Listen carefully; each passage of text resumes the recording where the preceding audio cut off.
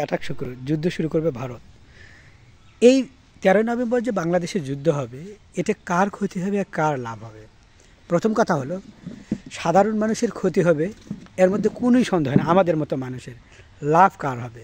লাভ হলো যারা ক্ষমতাসীনরা আছে এদের লাভ হবে, আর লাভ হবে যারা যুদ্ধ লাগাবে তাদের লাভ। এখন বলবেন ক্ষমতাসীনদের কী লাভ?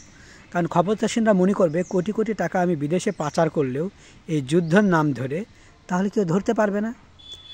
এখন বলেন, যারা এই যুদ্ধ লাগাচ্ছে এরা হলো রাজনীতিবিদরা, এদের কিন্তু কোনো ক্ষতি হবে না।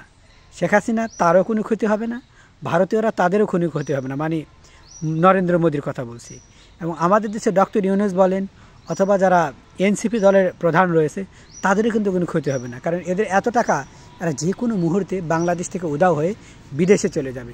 কিন্তু মাঝখান থেকে পচে মরবো আমরা, অর্থাৎ সাধারণ মানুষ। এই যে আমাদের মানে যে আগুন লাগা দেওয়া, আমাদের অর্থগুলো পুড়ে যাওয়া, আমাদের দেশের সম্পদ নষ্ট হওয়া, আমাদের টাকায় গড়া তিলে তিলে দেশটাকে নষ্ট করা, পুড়িয়ে ফেলা, এটা কিন্তু আমাদের গা থেকেই যাচ্ছে, তাদের গা থেকে নাই। কারণ হলো তারা তো আমাদেরই পরিশ্রম করা টাকায় বেতনে চলে। আমি একটা কথা বলি, আমি আগেও বলছি যে আওয়ামী লীগ বলতে গেলে না, হাসিনাকে প্রতিষ্ঠিত করার জন্য ভারত যা যা করার দরকার, প্রয়োজনে বাংলাদেশে যদি সকাল সন্ধ্যাও আক্রমণ করা লাগে করবে। এটা কিন্তু 13 নভেম্বরের সাথে যুক্ত নয়, এটা যে কোনো দিন যে কোনো মুহূর্তে হতে পারে। এই যে সীমান্তবর্তী এলাকায় যেভাবে ভারতীয়রা সেনা অবস্থান নিয়েছে, ক্যাম্প তৈরি করেছে, এর দ্বারা এটাই প্রমাণ হয় যে বাংলাদেশে আজ হোক কাল হোক আক্রমণ তারা করবেই, এতে কোনো সন্দেহ নেই।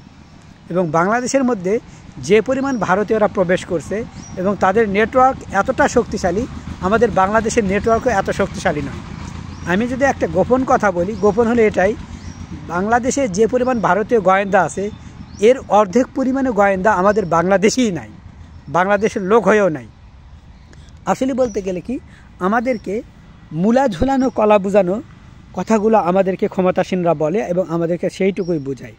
আপনারা দেখুন তো, আমাদের বাংলাদেশ কোন দিক থেকে শক্তিশালী? কোনো দিক থেকেই কিন্তু আমরা শক্তিশালী নই। যদিও আমরা মনের দিক থেকে শক্তিশালী, অথবা যদিও বলতে গেলে আমরা অর্থনীতির দিক থেকে শক্তিশালী, কিন্তু আমাদের দেশ রক্ষার্থে যেগুলো কাজ করা দরকার সেগুলো কাজ আদৌ করা হয়নি। আজ যদি সীমান্তবর্তী এলাকায় যে পরিমাণ ভারতীয়রা আমাদের বাংলাদেশকে ঘিরে রেখেছে, আমাদের দেশের সেনাবাহিনী যদি সেই পরিমাণ ঘিরে রাখতো তাহলে একটা কথা ছিল। আপনারা দেখলে অবাক হয়ে যাবেন, ভারত থেকে এত জাল টাকা আসে, সেগুলো কিন্তু আমাদের দেশের বিজেপিদের চোখে পড়ে না, চোখে নেবা হয়েছে, নেবা বোঝেন, অন্ধ হয়ে গেছে। এত কোটি কোটি টাকা জাল টাকা বাংলাদেশে ঢুকিয়ে দিল, যেটা বাংলাদেশি যে সীমান্তবর্তী এলাকায় যে সেনাগুলো পাহারা দিচ্ছে তাদের চোখেই পড়লো না, তারা ধরতেই পারলো না। তাহলে কেমন সেনাবাহিনী তারা?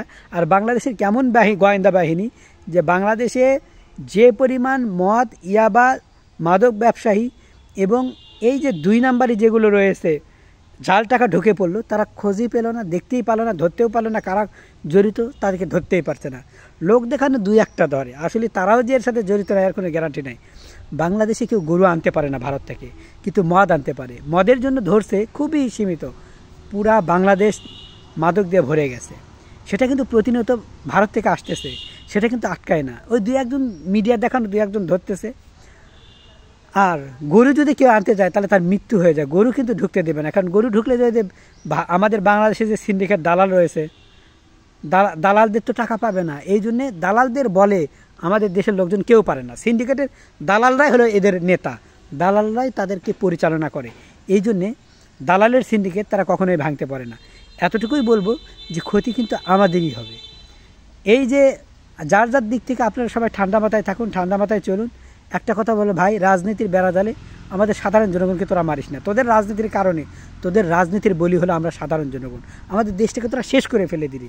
হিংসার রাজনীতিকে বন্ধ করা যায় না ভাই, পায়ে পড়ি। এই রাজনীতি তো তোরা করস না। ভারত যেভাবে আক্রমণ করবে ঠেকানোর জন্য তোমরা প্রস্তুত হও, প্রস্তুত নাও। তোমাদের প্রস্তুত নেই, কিছু নেই। বড় বড় মুখে এত বাতেলা ঝরে থেকে শুনি।